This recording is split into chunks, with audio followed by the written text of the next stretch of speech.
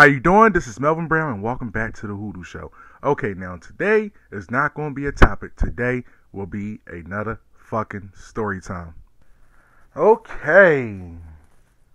Now listen, when I'm on a Hoodoo Show, I find my channel to be like therapy. It's like a comfort zone. So listen, today I'm going to give y'all a personal story time of my life. I don't want no sympathy. Y'all can leave comments if y'all want to. But I gotta tell y'all what I witnessed. So, when I was about 7 or 8, I was at my mom's house at the time. And my mom wanted me to go over to my grandma's house for some reason. Because I think she was going out or going on vacation that week. So, all I know is we get to the house. We came there unexpectedly. My mom's ex-boyfriend drove us there, went to the house unexpectedly. I go in my grandma's house. It's all my family members there. All my family members, all of them. My uncle, cousins I ain't see in a couple months. Everybody there. And I remember when I was walking up there, the feeling that I had going up there wasn't the best feeling. Something was up. So I go in there, everybody sitting on the couch, drinking, chilling, having a good time, and just real calm about it. There's no music and everything. My grandma's house is like a party house. So I was sitting there, and I go in there. My mom go in the kitchen to talk to my grandma. I'm in there screaming like, "Oh, it's a party! It's a party! It's a party! It's a party!" We didn't say that, let's turn up back in the day, because mind you, this was the 90s. I said, let's get down. Let's get down. I'm over there being an asshole, being a whole clown. All eyes was on me in the living room. All eyes was on me. From my cousin, my uncles, and my aunts, and close family members. I mean, family, a family friend. All eyes was looking at me. Even the little kids my age was looking at me. I was like, what the hell is going on? So I sat there, felt embarrassed, and looked stupid. I looked real stupid. Like, I looked so fucking stupid, it wasn't even funny. All I know is my mom stormed out from the kitchen, from the dining room to the living room, and gently grabbed me by my hand, took me down the house from the porch to the sidewalk, and she sat there and she looked at me, and I was short at the time, so she like bent down and she started crying. And she said, "Melvin, I just gotta tell you this." I'm like, "What?" "Your father died. And at the time when you're 7 years old, you don't know what death is. You don't know what's death. So, and when I was young, I didn't know nothing about no violence and no nothing. I'm thinking my father he was young. He wasn't 100 years old. How did he die?" But my heart was skipping because I didn't know this was the first time that I understood death. And I didn't know what was going on. All I know is my mom gave me a hug, and she cried, and she went in the car and went about her business.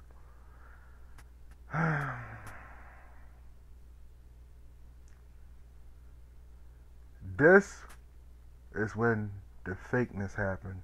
Now, people gotta understand, when somebody that you was close to passed away, All your families out of nowhere want to talk to you, want to be there for you. I didn't know darkness, but I know darkness now.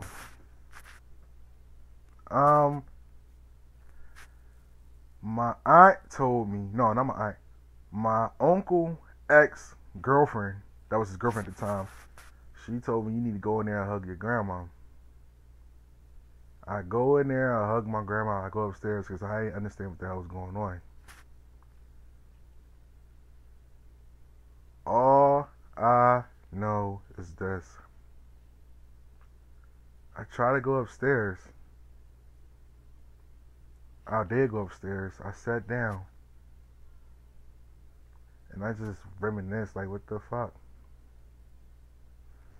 What the fuck? Alright. So, when my father passed away, I'm just still in the room. I'm 7 years old at the time, so I don't know what's going on, but it's not hitting me. It's not hitting me. I'm in tears, but it's not hitting me because I don't know what death is. All I know is my uncle come up there talking about it's gonna be okay. He in a better place now. God gonna take care of him. Don't worry. Now listen. That week I wasn't crying, but when we went to the funeral, don't laugh at me, but I was like, when I seen my dad in the casket, I was like, yo, listen, y'all lied. Y'all talking about he's fucking dead. This man right here sleep, laying in the casket. He's sleep. So I was over there talking to him, touching his stomach. I'm like giving him a kiss on his face, and I knew something was strange. But what got more weird when I touched his hands. When I touched my father's hands while he was in the casket,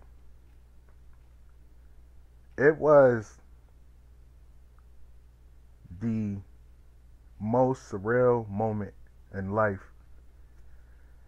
because they was ice cold and they was hard. I did not feel no flush. They was rock stone cold hard. So let's understand. So after the funeral, we buried him. All I know is, let's just say, I'm sorry if I'm kind of pausing right now because I'm giving my subscribers a trip to memory lane, which I don't like talking about, but I have to talk about it. All I know is it wasn't real when we got the funeral until I started seeing my aunt passing out, crying, screaming, making a scene. When I start seeing people crying, like when I see people cry like that, it kind of fucks with me. Because I never seen, to be honest, this is the first time I seen adults cry. So it didn't feel right. It kind of scared me. So I went in the bathroom and I like threw up a little bit because it was just so scary. Now when we went to the cemetery to bury him, it was rough because my dad's girlfriend almost fell in the hole while they was putting the casket down because she said she don't want to go nowhere. She want to stay with him. That was some deep shit.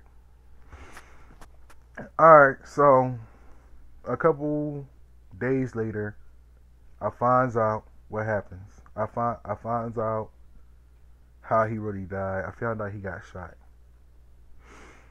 So my mom ex-boyfriend is a cop, and I asked him, I'm like, he got shot. What a shot that he was describing. He was telling me like when a bullet just hit the skin. It's like it's murder basically. Like, he was just describing that to me. Now, listen, I don't know what happened at the time when I was young, but I was young. All I know is every day I used to wake up, call my grandma, ask her, "Grandma, did they catch the killer? Did they catch the killer?" She said, "No, no, no, no, they didn't catch the killer. Melvin, you need to stop talking about it." I'm like, okay. Another week, "Grandma, did they catch the killer? Did they catch the killer?" "No, no, no, no." Here where it gets all tricky at. It took 3 years for them to find the killer. My grandma calls me. No, I went over her house. And she told me. She said, "Melvin, I got some good news to tell you." I'm like, "What?" She said, they got your dad killer. So I'm like, "Yay, yay, yay, yay, yay." I'm hyped. So I was 7, 8, 9. So I'm 9 now. I'm like, yes, yes, yes, yes. So, I was hyped. I was happy. I was happy. I was so happy, like, words can't describe how happy I was. Like, I was happy. Shit, I was so happy that, to a point that I used all my allowance money to, buy some popsicles and shit. So all I know is I'm just sitting there having fun, just sitting there having a good time. I'm thinking I didn't know nothing about court, so I'm like, all right, he in jail, all right, he gone. So let's fast forward.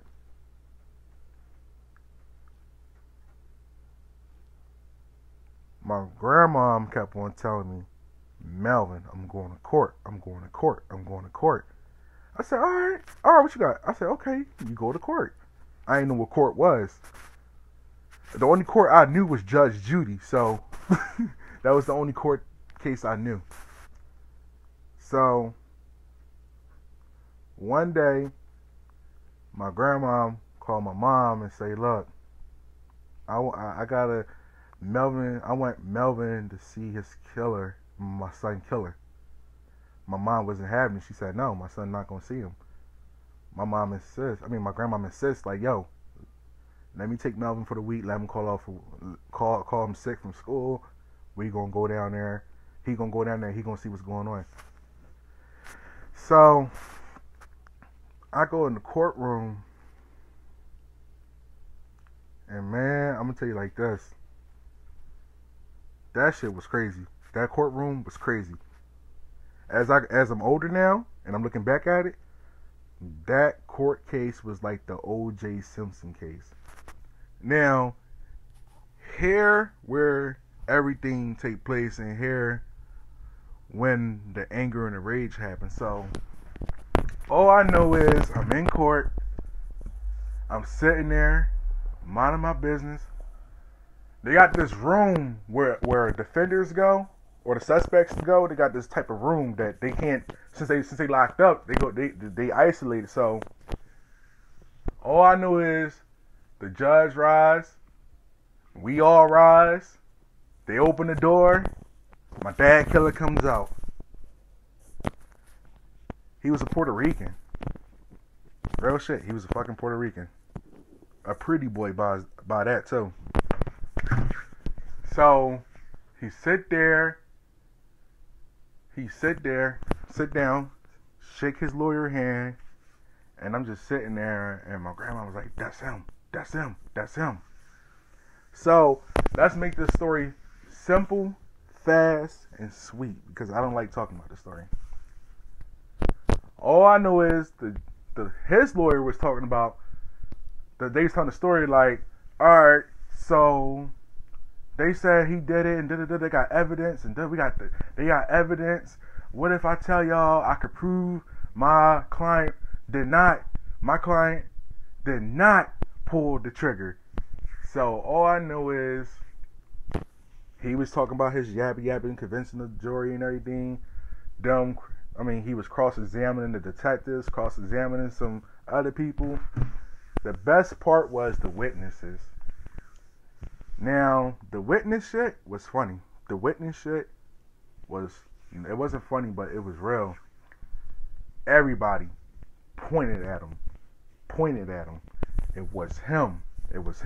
He did it. I seen it. He did it. That man did not do nothing. He was going about his business. He hauled ass. Now, this is how I knew this was my father, because my father he used to be a track runner. They was describing how my father was hauling ass until one day, he was hauling ass, ran like 7 or 8 blocks. Out of fear and paranoia, he hid under a car. The guy caught him and shot him. So the witnesses was telling their part of the story. Yeah, he did it because he was trying to rob somebody. He did it. Yeah, I seen him do it. He was talking about how he was gonna get him because he was trying to rob him and everything. Because believe it or not, my father did something to him. I think my father was a manager, and my father fired him. So all I know is the witness is just snitching. Like, this was the first time that I actually loved the snitch. I actually loved it, a snitch. Somebody that witnessed everything. Now, when the stories was going down, and they heard my dad scream and say no out of fear and everything, that kind of took me out the house. Took me out the courtroom, and I had to go and sit down the hall and just sit down because it was just so much. Because every time they was telling something, they was telling a story, what they witnessed, it was fucking with my head. So all I know is the next day we go to the courtroom. They got another witness. This man comes with a fucking rumper on. Not the rumper that everybody make fun of. A rumper that's only used for state property. A orange rumper, like a prison suit, basically a prison suit. And he was telling his name and everything. And all I know is, for some reason, that man just kept on looking at me. Now, due to the police report, he was saying he didn't see nothing. But when he seen me in the court, because I sat in the front row. When he seen me, everybody was in the back, and I sat in the front. He must have felt some type of way, because he kept on looking at me. He was like, "Look, whatever in that police report happened, it was all lies because I was trying to look out for him. I'm going to tell you the truth because I just found out I'm a father, and I think it's great for us to know the truth, because the truth shall set you free. I was with him at that moment. I was with him at that time. He was plotting on him. He talked about how he was going to kill that man, all because he got him fired. And he described the scene, what happened. All I know is he said some real shit. He said, look, the lawyer said something. He said, how you know it's him? He said, look, I grew up with that man, and I'm already in jail, and I got kids. I can't have that child right there in the first row.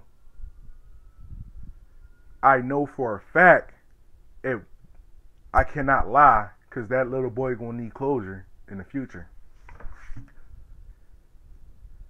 And he said, since I got kids and I found out I'm a father now, I have to set an example.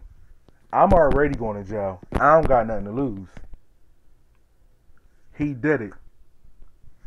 So next thing you know, the lawyer pulled out the gun. Like, was this the gun that he used and everything? Was this the gun? Yes, that's the gun that he used. Yes, that is the gun that he used. Describe it, how he was shooting them. We ain't gonna talk about all that. So all I know is they pull out the gun, they do the evidence. They presenting the jury the evidence, presenting us the evidence, and just showing everybody. And I'm just sitting there like, wow, this shit is crazy. This shit is crazy.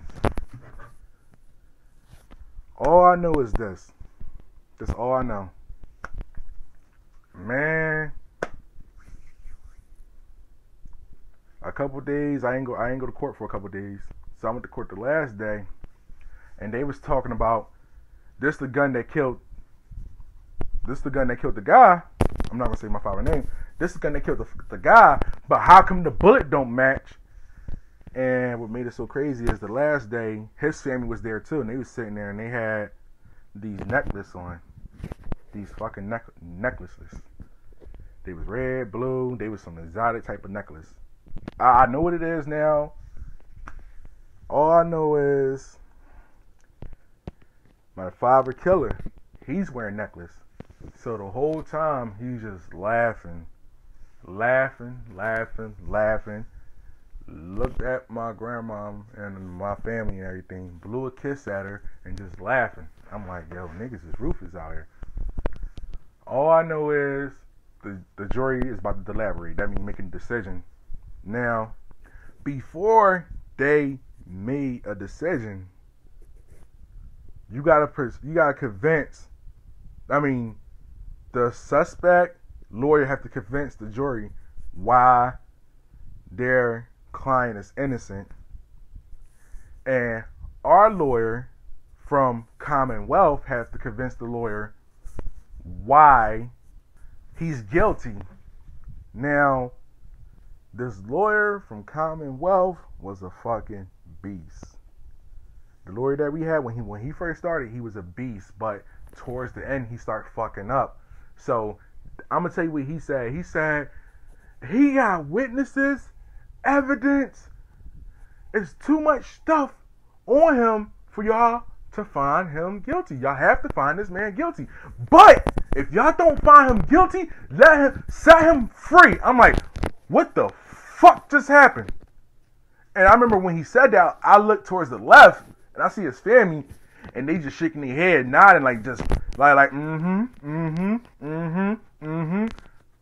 Remind you, they had these chains on, these necklaces. So we deliberating.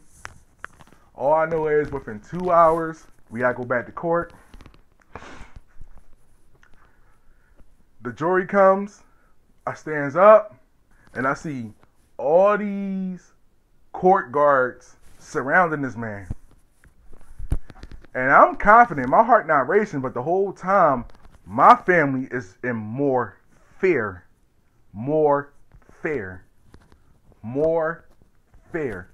Like, they scared as hell. Like, they want justice. I'm just sitting there like, what the fuck is going on? All I know is, we rise, he rise, and he just sitting there laughing. I look at his side of the family, on the other side, and they just sitting there, just calm, like nothing going on. And he stood up, and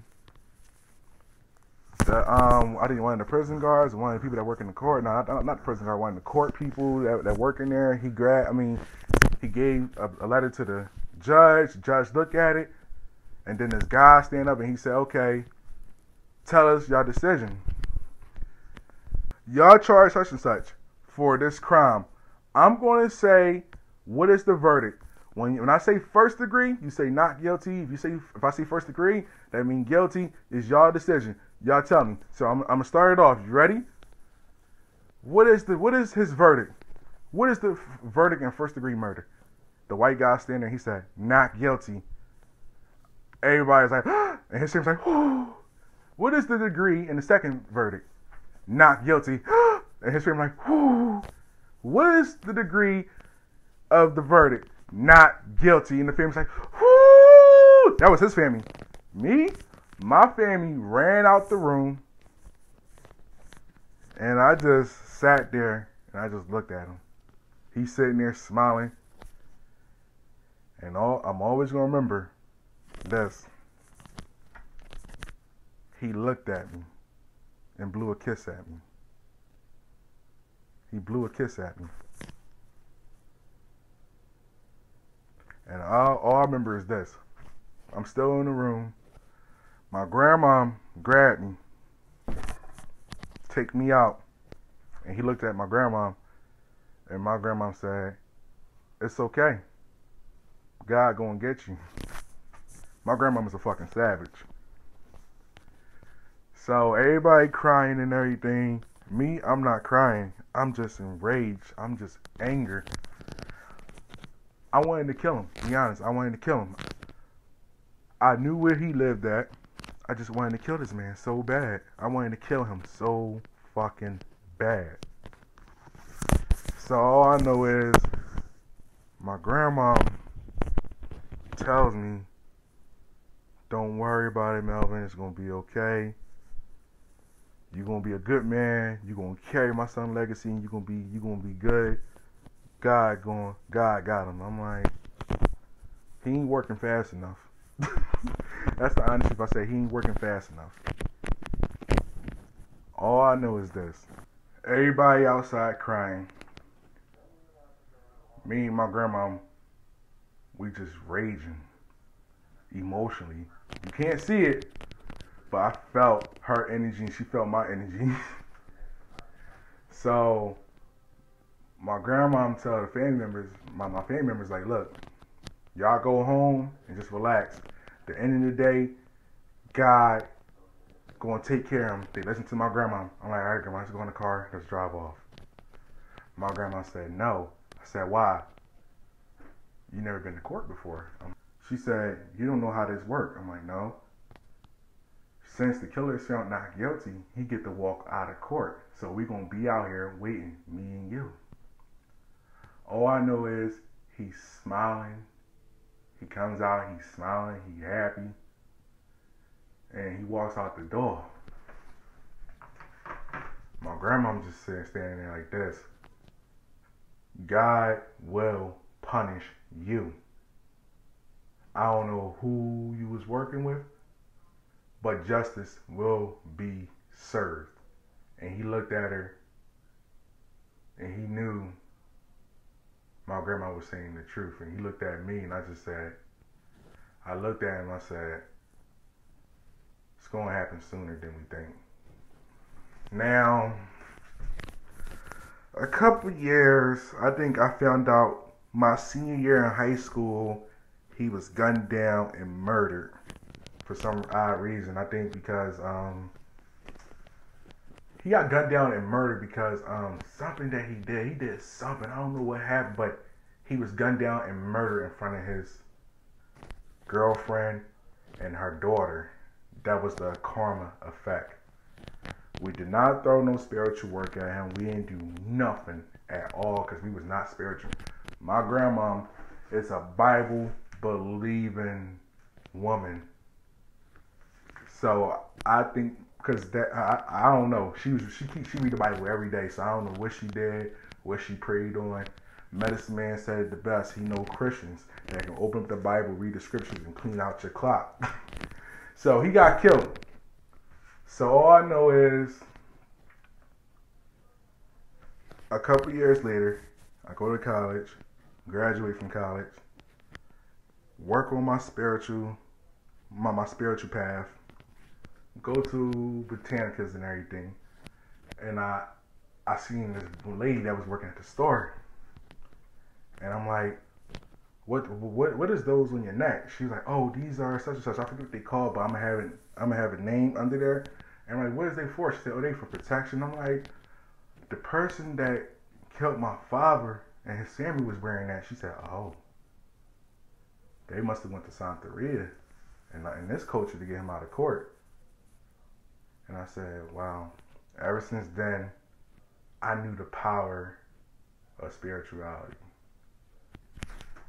Now, listen, moral of the story is this.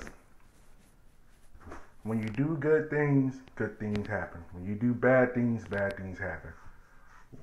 Just remember, people always just waiting. The spirits, the ancestors are ready to collect their check once they get it. So, that's about it. That's my story time. I don't like talking about it, but this is my story time. This is Melvin Brown. This is the Hoodoo Show. Hit the like button, subscribe, leave a comment. That's the personal life for me. I'm out.